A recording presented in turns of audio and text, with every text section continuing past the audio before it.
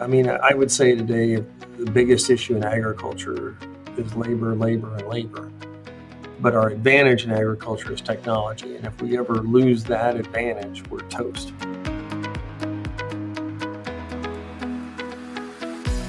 Welcome to the Cultivating Leaders Podcast, where we get inside the minds of leaders to harvest great ideas and lessons that help you grow as a difference maker in food and agriculture. I'm your host and curiosity captain, Nicole Ursig.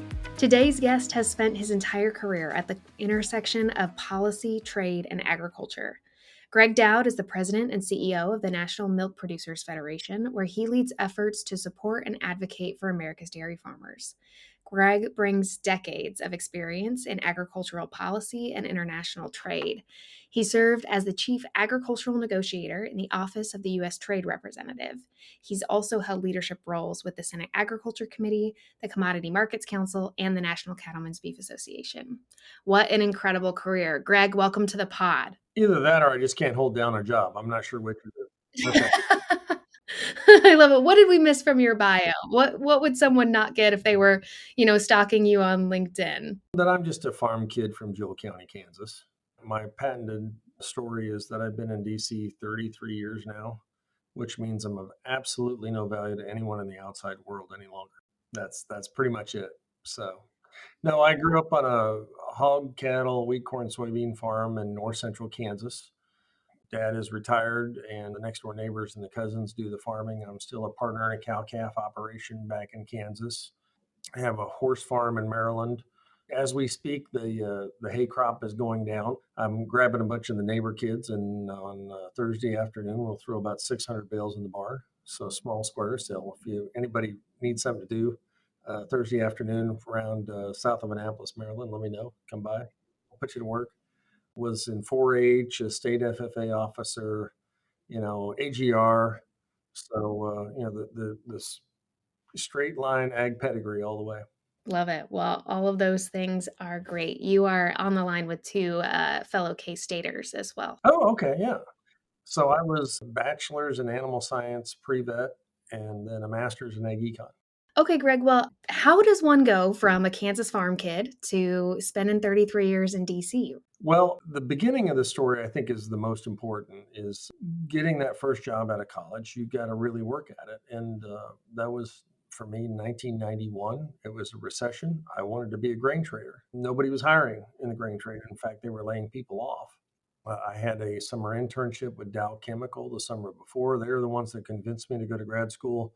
So I ended up getting a job. My first job out of grad school was with U.S. Wheat Associates in Portland, Oregon. And U.S. Wheat is the entity that 15 overseas offices. They do all the marketing and market promotion work for wheat exports around the world. And so I was the very first assistant director of the office in Portland in 1991. And then a year later, they brought me to DC to be their economist analyst. And see, that was in 92. And then in 94, I met the local eye doc in Annapolis, Maryland, and got stuck in DC, basically. That's the long and short of it. So I never really had any interest in coming to DC, although it was an interesting place, but working for US Wheat was a great opportunity. And then from then on out, I just had to figure out a way to, keep myself employed in DC. So that is amazing. So small world. I worked for US Wheat Associates way what? back in the day. Yes. What did you do for US Wheat? So I was a communications contractor for several years. So small world, but also US Wheat makes sense as a Kansas farm kid because Kansas is the wheat state. Yeah. So 1990, 91 to 97, US Wheat, and then 97 to 2000, I worked for a private consulting firm called World Perspectives as an analyst economist. And our clients in those days, this is a company owned by the great Carol Brookins, a very famous person in the 1980s and 90s. She was one of the people that helped do all the politicking behind the scenes to create the Uruguay round of WTO negotiation from the private sector. So our clients at World Perspectives were all of the multinational grain trading firms in the world, except for 2 or 3. So the Europeans, the Japanese, Canadian Wheat Board, we're all clients. And so we wrote 8 to 10 pages a day of analysis on commodity markets and world trade and politics.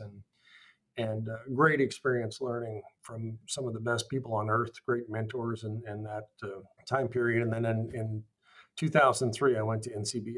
Wow, you have had quite the career. Okay, so I want to talk about your time as a chief agricultural trade negotiator because you would have been leading this, right, for USMCA. Tell us what that was like.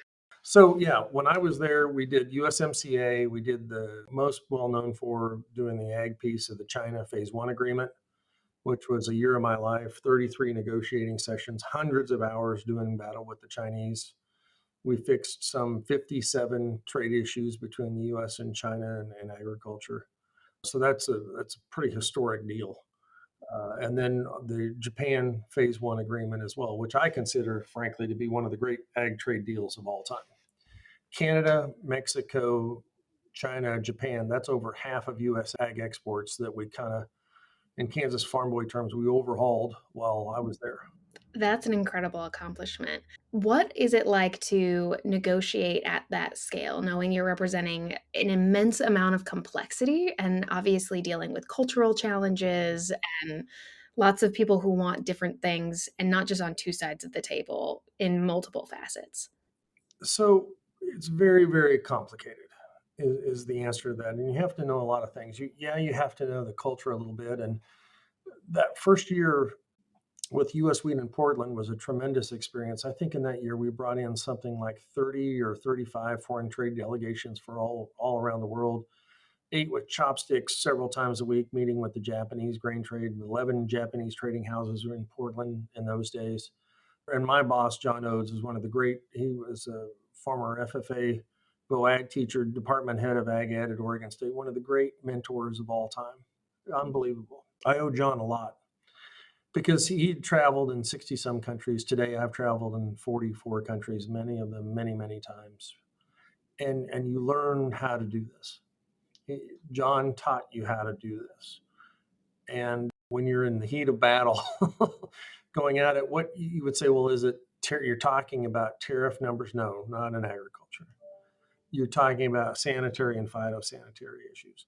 You're arguing and over things like beef hormones and ractopamine and testing protocols and safety protocols and what's the difference between the European way of meat inspection and the HACCP plan in the United States? It is incredibly technical.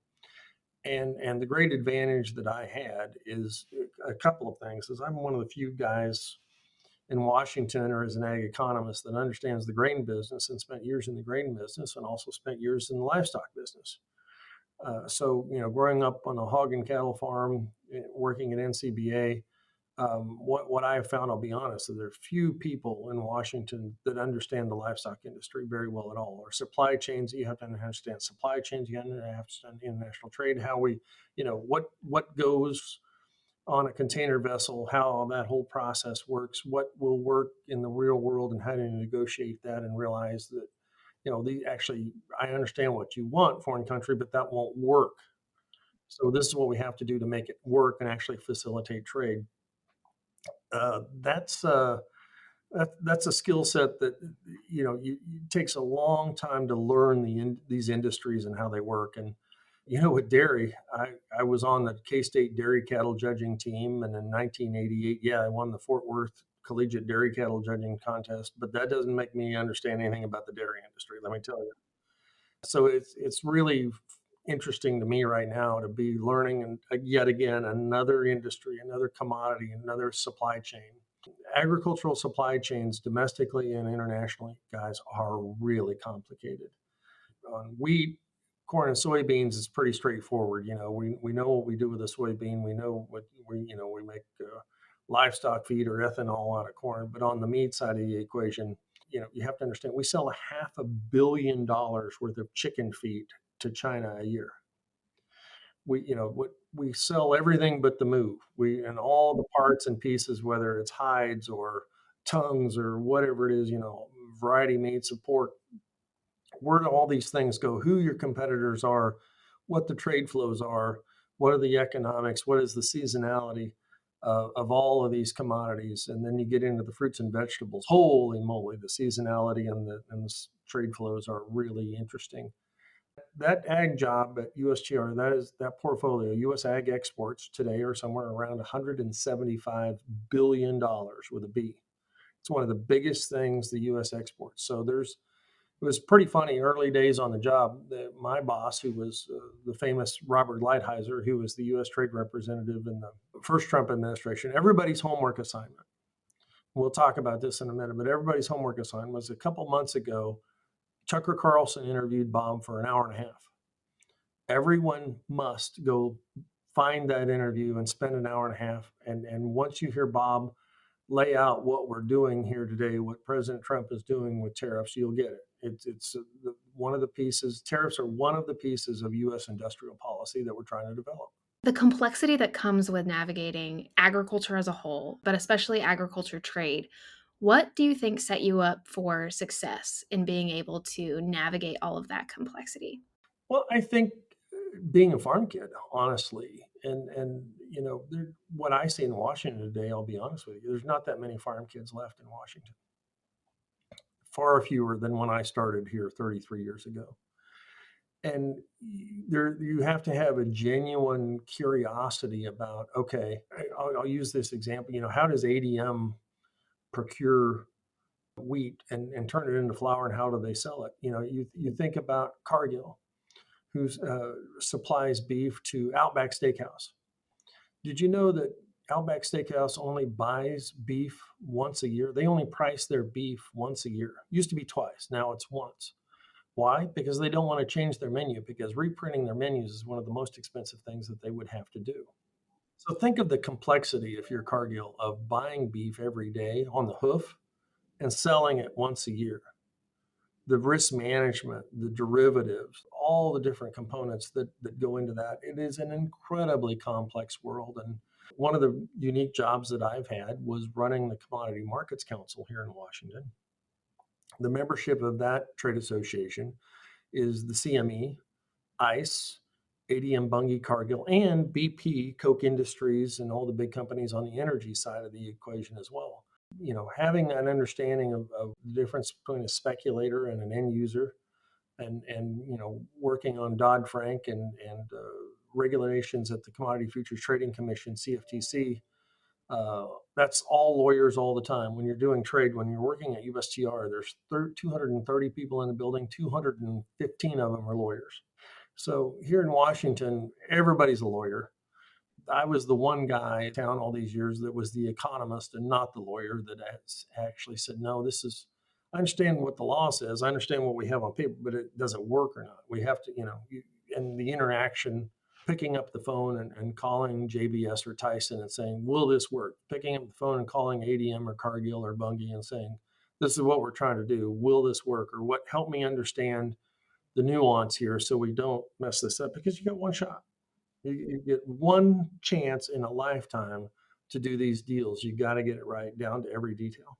In those rooms where the decisions are being made, what stands out about people, or what have you noticed about people that move the conversation forward versus those who maybe just speak or just take up space? The answer to that is they knew exactly what they wanted to do before they ever walked in the room. They've thought about this for a long time. On these ag trade issues, I dealt with the Canada and the Canadian Wheat Board beginning in 1991. You've known about these issues a long time. With China, we opened the Chinese market to US beef for the first time. I knew exactly what we had to get done to do that. And so those are the people in that room, or these are the experts. And so not only do you have those guys and gals, you have the best technical people on earth. You have the best lawyers on earth. So we negotiated the deal once with China, renegotiated a second time, and then the third time was the translation. And that was, in my opinion, easily the most difficult. And at one point, we spent an hour arguing over what one word meant. And the lawyer was a Harvard-trained lawyer that spoke Mandarin, sitting next to me. So tedious, so difficult, so nuanced with the culture and the language. And, my Chinese counterpart saying, you can't use that word. This is what that word means in Mandarin. I'm like, well, we don't mean that. And he goes, I know, I understand it, but the Chinese people don't. You got to use a different word. And I was like, well, what is that word? And he goes, I don't know either. But we got to change it. I'm like, okay, I'll change it. But what is it? What do we do here? And so we would argue back and forth, not arguing, but, trying to figure it out. Very difficult. And what was really funny about that is the Harvard lawyer said, okay, I think I got this. And he came back a week later and had rewritten the whole section using completely different words. And my Chinese counterpart looked at it and went, yeah, that's it. Okay, we're good. So after all that, but it's those are important things. Is that perception and language is as in culture is as much as what you're actually trying to do on paper. What do you think is the most important skill in those scenarios? Is it relationships? Is it truly understanding the technical information? What do you think makes it you successful at the table in those type of once in a lifetime, like you said, negotiations? I think it's all of it. One of my predecessors and a mentor of mine, the great Dr. Dick Crowder, who was an undersecretary in the Bush administration and then came out of retirement to be the ag negotiator. He's the guy that did the South Korean free trade agreement. Dick was amazing. And he, having been an executive at Pillsbury in his career, he'd operated at a very high level in his career for a long time. He said, Greg, here's your job. You have your resignation letter written on your first day on the job, and it sits in your top desk drawer. And your job is to go all the way to the Oval Office to fight for U.S. farmers and agriculture and to get it done to a point of possibly getting fired. You don't back down ever. That was a great pep talk and understanding of, holy cow, that is the job. And whether was there a couple times where I was right up against that line? Oh yeah, I got in a huge fight with the Secretary of the Treasury. One point where I was like, ooh, but we got it sorted out. We got the Chinese beef market open in that case. I told my boss, Bob Lighthizer, I said, look, this is $1 billion. And I'm just a simple farm boy from Kansas. I've never seen $1 billion before, but I'm sorry, we're going to the mat to get this done because we'll never ever get another chance. And then later I told Bob, I said, Bob, I was wrong. It isn't $1 billion. We now sell China $2 billion worth of U.S. beef. It was one of those where you had to have the conviction that you had to go all the way to the mat to get this done, or you were never going to get it done. And it was scary. It was really tough. How do you push through in those situations that are scary like that? That so much is on the line and you know what you're talking about? Oh, scared out of your mind because you get one shot to get it right, and if you don't, what do? You have a lot of resources, and when we were doing this, I had 20 or 30 of the best people in the U.S. government behind me, the vice minister, now the minister of ag of China. Now he was the vice minister. Then he had 40 or 50 people behind him in the room, and we're doing most of the talking, but everybody's passing me notes and the translation, and you got all this stuff going on. We have a book this thick, and you're going down through it with all the issues. 57 issues is what we discussed in this whole thing. You understand what you're doing, but at some point it's just you and him, and you're just going back and forth trying to figure it out. At some point, did I press him too hard and he got mad at me? Yeah, but you have to find where that balance is. Mhm. It's part of it, right? Yeah. You talked about being willing to go to the mat as far as your like letter of resignation. So, what is a value or principle that you refuse to compromise on? Well, that's more different. I would say that's on the integrity side of the equation. Is these things require an enormous amount of what's the right thing to do, and you're not going to cut some sort of backroom deal or this or that or the other. It is very clear as you dig into these issues, what's black and what's white and what you got to have, and you're not going to settle for anything less. To me, that's just kind of a if I didn't do that, could I ever go home and show my face into the cafe with the other farmers? You know what I mean? Your job is to go to the mat and get this done at all cost. And that's a really unique, I would not recommend that necessarily if you're a grain merchandiser for ADM and you're arguing over, a half a penny and a purchase, going to that extent may or may not be the best career advice. But when you're in that room going at it with another country, um, you you got to get it done. It's got to be right, and there's no points for being second. Yep. What's your best piece of negotiating advice? That's a great question. I'll tell you a story though, and I was told this story by someone that had worked in the Reagan and Ford and Nixon White Houses, who knew Bob Lighthizer, and have Bob tell you the paper airplane story. And one night we were in his office, and I finally got up enough nerve to ask him. I said, "Is the paper airplane story true?" And he looked at me like, "How the hell do you know that story?" And he mentions it in his book a little bit, but Bob was a master at using silence in a negotiation. He would just stop talking to a point, not for like 30 seconds, but like for minutes and minutes and minutes, to a point where it unnerved everybody. And we would just marvel at how he could do that. We were just like, I mean, we're not worthy, right? And he did that once in a very famous negotiation that I won't get into detail on, but they handed him a piece of paper and he just went silent with it. And then after several minutes, he very slowly and methodically folded it into a paper airplane and went back across the table. Did it work out? Yeah. Bob Lighthizer. I mean, you got to think about this. You're Donald Trump's trade negotiator. How tough a dude are you? Bob is unbelievable. I mean, the guy is one of the smartest guys I've ever come across. By the way, the other smartest guy in the room was Ambassador C.J. Mahoney, and C.J.'s from Russell, Kansas. But C.J. went to Harvard and then Yale Law.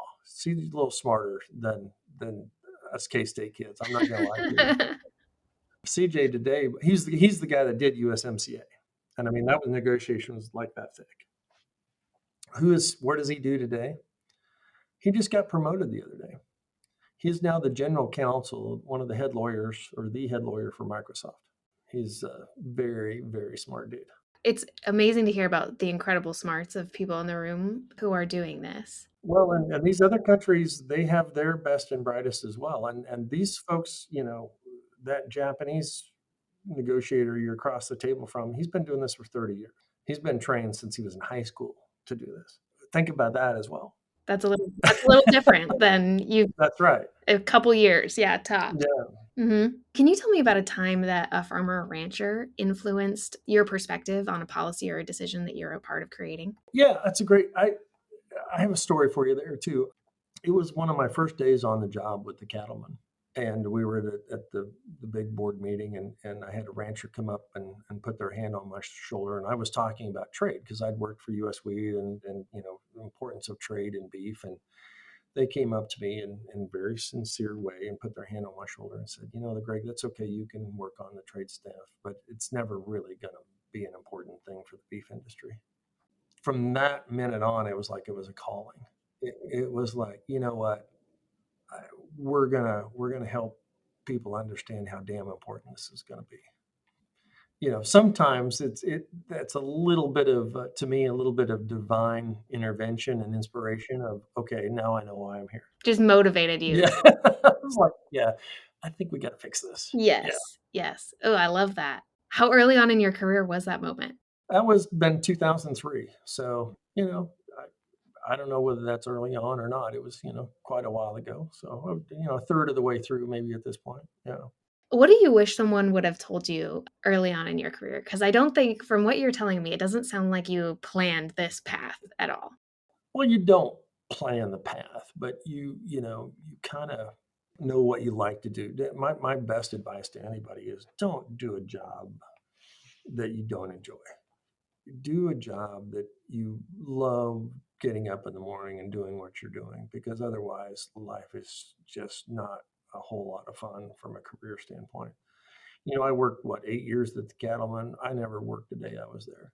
I traveled my butt off, worked my tail off. I loved every minute of it. And that's the best way to go through life from a career standpoint, is find something that you enjoy doing. And the futures market stuff is interesting. The working on Capitol Hill after your almost 40 years old, and going up there with young kids working on Capitol Hill. That was a shift. That's was tougher, really tough to do until you kind of got the gist of it. So that sometimes those transitions are difficult. I've bounced around, done a lot of things. I've had the thing I would say is the best advice I can give anybody: find mentors. I've had the greatest mentors you could possibly have, but you got to seek them out. You got to work at that. You have to have a kitchen cabinet. Even today, I have a kitchen cabinet of when I need advice and counsel of folks that I know and pick up the phone. I say, all right, look, this is a kitchen cabinet conversation. What is the best way to approach this? And you've got to do that.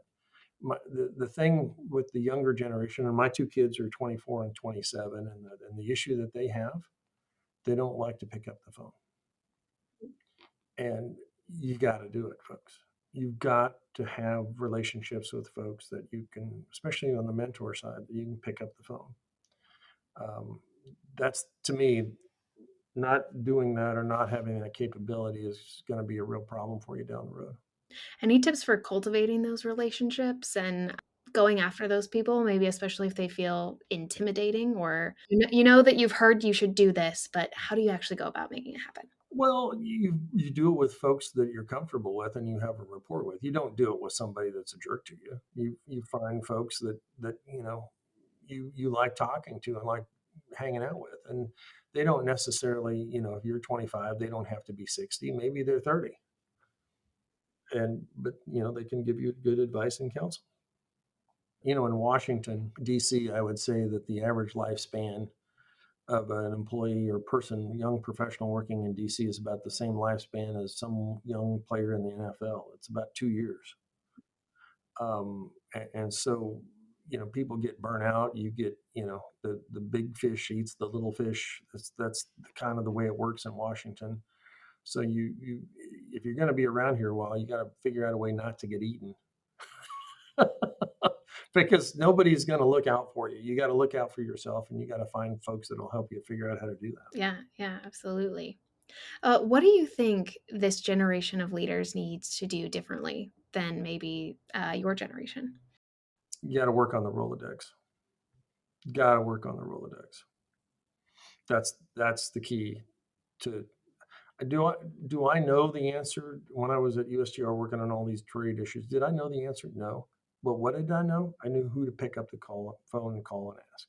That's what makes you successful. Absolutely. The people around you. We always talk about AFA, your network is a personal asset. Absolutely. And keep in mind that, and this is a great thing I tell folks out there, is your friends that you've made in AFA, that now you're the junior traders at the whatever desk for whatever companies, or the junior buyers or whatever, you know what I mean? You're the junior salesperson.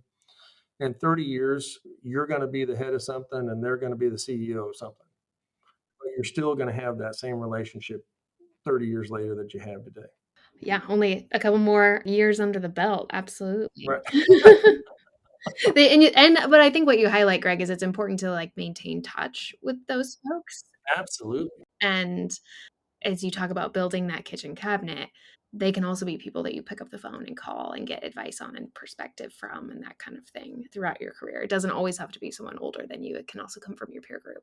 That is exactly right. How can we better prepare ourselves holistically, I would say, as leaders in agriculture to lead in this next chapter of agriculture, especially if you look at the economic environment that we're in today and what seems like a mass amount of uncertainty? There's an old FFA adage, you got to wanna. I think that was a Zig Ziglar thing, maybe, or something. I don't remember where it came from. But as I was a commodity analyst, and I've always had an insatiable interest in reading and understanding current events and markets and what's going on. And so the best advice is you can't stop learning.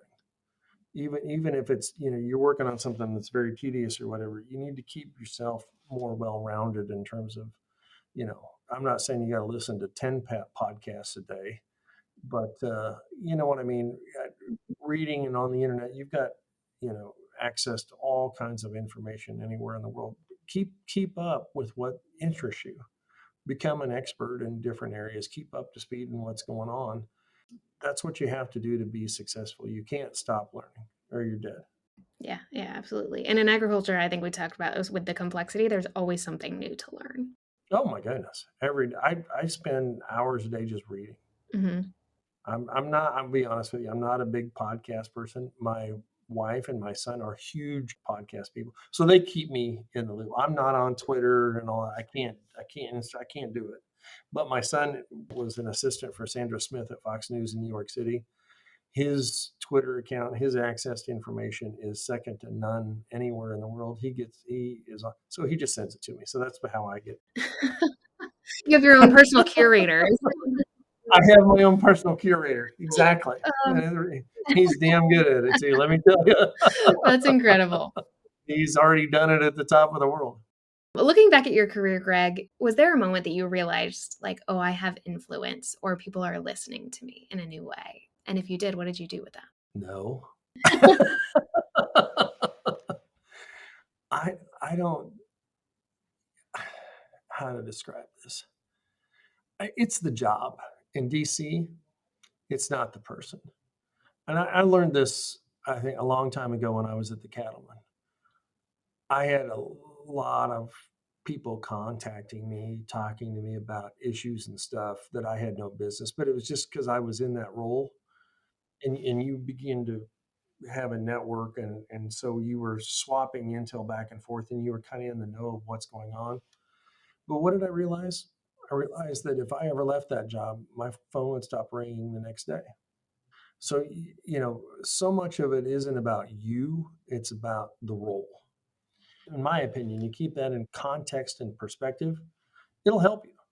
So much of doing what I do in Washington isn't because of the name, it's because of the position that I'm in. And as you change positions over time and do different things in and out of government, you learn that, look, this is the job. What mindset have you approached navigating those different career changes with? Since you've done a lot of different things, how did you know this is the time to go to something different? Time to leave maybe one job behind where your phone will stop ringing on a certain topic and start ringing on another? Yeah, I didn't. I mean, some of those transitions were going from the cattleman to the Senate Ag Committee was a very difficult transition, but I knew if I was going to do something else, I had to do this step to go to the next step. I would have never been nearly as successful as the ag negotiator had I not spent time up in the Senate. And that's why so many people that have been staff members on a Senate committee staff, not personal staff, but committee staff, get pulled into the administration and big jobs. Those are really talented people that write the laws on these committees, whether it's the health committee or ag committee or finance committee or whatever it is. Once you do those jobs, you have a really good skill set in terms of negotiating, in terms of seeing how the government works overall, but then go into the executive branch and know how to get things. It's all about knowing how to get things done. Then you do that for a while. You come back out of government, running a trade association. You have that context and understanding of being on both sides of the table and knowing what the person on Capitol Hill needs versus knowing what the industry is trying to get done. That having that perspective and how to thread that needle and what'll work and what won't work is you do that a couple times and all of a sudden you become really, really valuable to say, here's the strategy. This is how this is going to work. This is how we're going to do this. And because you know what works and what doesn't. Yeah, because you've been there. Right. It's like coaching a basketball team. You know what plays generally are going to work and what aren't. What do you think is most valuable as you think about these different things? Because I think there's a lot of coaching that young people receive of like, oh, a lot of people are job hoppers these days. They're not staying in one spot. Does that different experience have value? And can you lead in some of these scenarios if you haven't been on that side of the table? Or if you, I mean, for example, you don't necessarily come from a dairy background, but now you're advocating for dairy producers. The way I was approached for the dairy job was, and I wasn't really that interested in it, but it was like, Greg, you know everything else in town how to do this. We'll teach you the dairy stuff. You already have all the other experience in terms of know how to drive a strategy, get things done, how it all works. And that was true. So it was just a matter of, okay, I'm shifting from the Yankees to the Royals or whatever it is. You understand the concepts of the game and how to do it. You're just changing what jersey you have on. A lot of truth to that, I think. And being a beef guy, switching to dairy is not that. It translates pretty well. Now, the marketing side of it and the federal milk marketing order and all that, that's really, really complicated. But that, as an ag economist, you understand markets and you're like, okay, I can learn this, and I have had to learn it. And so that was, when we did Canada Dairy USMCA, great experience to know, okay, I get enough of this to know how it all works. The answer I would say today is, in Washington, you have to bounce from place to place to place to move up. There's no way to do it within one organization. It's not possible. So that's the successful business model. In corporate America, I would say more and more, whether you're in data analytics and then you jump over and do some management, and then you jump over and do some risk management, whether you do that within the company and different divisions of the company or different companies, I don't think it really matters this day and age. But as you get towards the top, you got to be well-rounded. You have to have a different perspective and different views in terms of, whether it's dealing with people or dealing with issues or dealing with customers. You've got to have all those different experiences in order to work your way up. And that managing people thing is, it's a real skill set. And to do that well, you've got to be. That's the hardest job. Part of my job every day is dealing with people. They're a pain in the butt. And also the best part of the job. Yeah. So, by the way, I've also learned, as being the boss now to a couple trade associations and different things. Being the boss sucks. You know that? Because usually when you're the boss, the only reason you're dealing with the issue is because nobody else could fix it. So it's worked its way up. Now you've got to figure out how to fix it because nobody else could. That's so you get all the dirty jobs as the boss. It's really no fun. You're really selling people on leadership here, Greg. Yeah. What advice do you have for people who want to rise to that next level of leadership, whether it's seeking different experience or, looking at how to become a better people manager? What advice do you have to grow? I think you just have to work at it. I don't know that there's any, silver bullet piece of advice. I think, yeah, I would go back to the basic things: is have mentors, have a kitchen cabinet. You got to work and learn and do every day, and you got to want to love it. It's got to be something you enjoy doing. I could never manage people at a grocery store or at UPS or something. I just, that's, I enjoy the agricultural industry and the people in it, and that makes the rest of it easy. Okay, Greg, we are going to move into what we call rapid fire. So I'm going to toss you some questions and just try to give me a 1 sentence to 30-second answer on these. What is one lesson you had to learn the hard way? That's a good one. I don't know that I can. I would just say that the lesson is sometimes you learn things in life from people on how not to do it. Amen. Amen to that one. And just kind of leave it at that. It was a lesson where I got some advice not to take a job because it wasn't the best situation, and just a few months into it, I should have taken that advice. It was a mess. It was a bad deal. Yeah, and but you learn from that. Those are lessons you take with you the rest of the way. Let me tell you. Yeah, they stick with you. Yeah. What is the best piece of career advice you've ever received? I would say that advice from Dick about having your resignation in the top drawer and not ever backing down. I wouldn't recommend that for every job.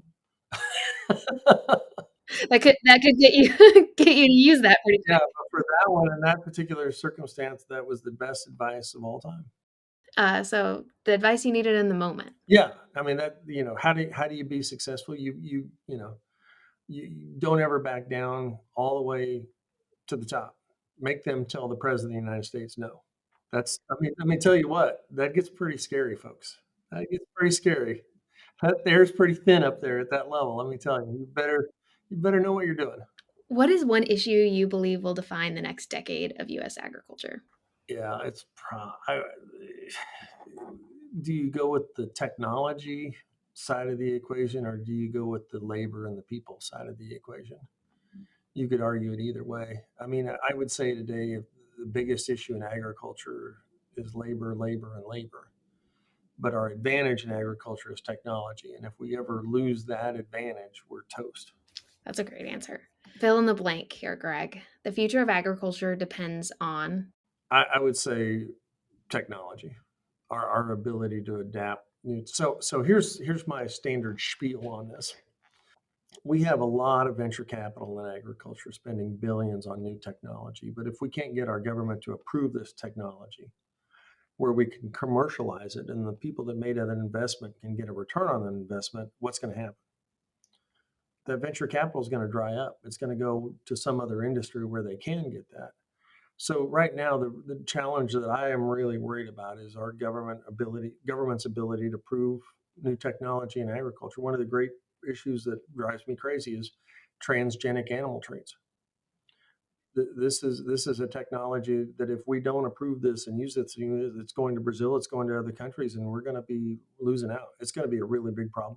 What is one thing that gives you optimism about the future of ag policy? We're just better at this than anybody else. Our advantages are, and we learned this at K-State. What is the biggest advantage U.S. agriculture has versus the rest of the world? It's our access to capital. Yeah, we have great logistics and river systems and transportation and all that, but it's our access to capital that sets us apart from the rest of the world. Our ability to innovate and do things better and different. Our livestock industry, in my opinion, is so far ahead of the rest of the world that the rest of the world is scared to death. Or we can help serve the rest of the world too. Yeah. Yeah, no, and we will. That's my big thing is our advantage is protein, beef, pork, poultry, dairy. Nobody else in the world can do it. If we look on the dairy side today, we've got 10 billion in 23, 24, 25, 26, 27 new dairy processing investment in the United States. That's because the whole world realizes that this is the place we're going to grow in dairy going forward in the world. It's going to be in the US. That's unbelievable. No, there isn't another commodity in another country anywhere in the world that has 10 billion in new processing investment going on. Yeah, that's true. What is one leadership tool? Could be book, could be podcast. You said you're not a podcast guy, but what is one leadership tool you recommend or that you couldn't live without? That's a good question. I don't know. So for the young person starting out, the advice that I got, which I'm kind of graduated from a little bit of that today, but the best thing you should do is get a subscription to the Economist magazine and or the Wall Street Journal and read it every day. It just helps you understand how the world works. That's the best continuing education you can get is the Economist and the Wall Street Journal. Okay, Gregg, we are big on bold takes, or we call them hot takes at AFA. So we love to ask our guests, what is an unconventional hot take, bold opinion that you have about agriculture or leadership? So this is my favorite saying, and my colleagues at Aimpoint, this was their favorite saying, is always is the livestock guy and the nexus between the livestock guy and the grain guy in the world. I always explain to people, pigs and chickens are not pigs and chickens. They are little walking piles of corn and soybean meal. Right? Yep. Mm-hmm. Okay. So my point is this in terms of the unconventional part of this in terms of agriculture is we spent all this time talking about specialization in agriculture and you need to be a specialist in this or specialist in that and the farmer needs to specialize. I think we've gone way too far. I think what we need to do is diversify. What really bothers me about U.S. agriculture today is you're either a crop farmer or a livestock farmer and we don't have anybody anymore that does both. And so we need more of that diversification in our cash flow going forward. It's interesting. Or there's a lot of guys who I would say you're a crop farmer that maybe has some livestock. Very rare to find someone who is both. That's right. And I think, I grew up on a farm with both and we walked our grain off the farm. That's, we added value to our grain, sorghum and corn by marketing it through pigs. We don't do much of that anymore. And I think that's something we ought to reconsider. I like that hot take. All right, Gregg, any final thoughts that you want to leave our listeners with? We need good, bright folks in Washington. Learn how to come have a conversation in Washington. Have a conversation with your member of Congress, your senator, your representative. Go to a town hall, visit with them. They are dying for your perspective on things. They want to hear it from people in the real world. They're sick of listening to me tell them about it here in Washington. They know what I'm going to say because we tell them on a consistent basis. They need that backstop from you out in the country. And so I would encourage all of you to go do that. 2 homework assignments from you, Gregg. I like it. Awesome. Well, we are all about building bridges at AFA. So where can people connect with you, Gregg, and learn more about what it is you do? Oh, I don't know. See, that's the thing, as I'm not on X or Twitter. I'm not on Instagram. I am on Facebook, but that's typically just my friends. So LinkedIn may be the best way to do that a little bit. I'm not real active on it, but you can track me down that way is maybe the best way. Appreciate it. Well, thank you so much, Gregg. This has been so fun to listen to you and learn from you. You have incredible stories, and I think just another great example of an amazing career in agriculture. So thank you so much for joining us on the Cultivating Leaders Podcast. Thanks for listening to the Cultivating Leaders Podcast, brought to you by Agriculture Future of America. If you've been here before, you know we value feedback as a gift. Please leave us a review and let us know how we're doing.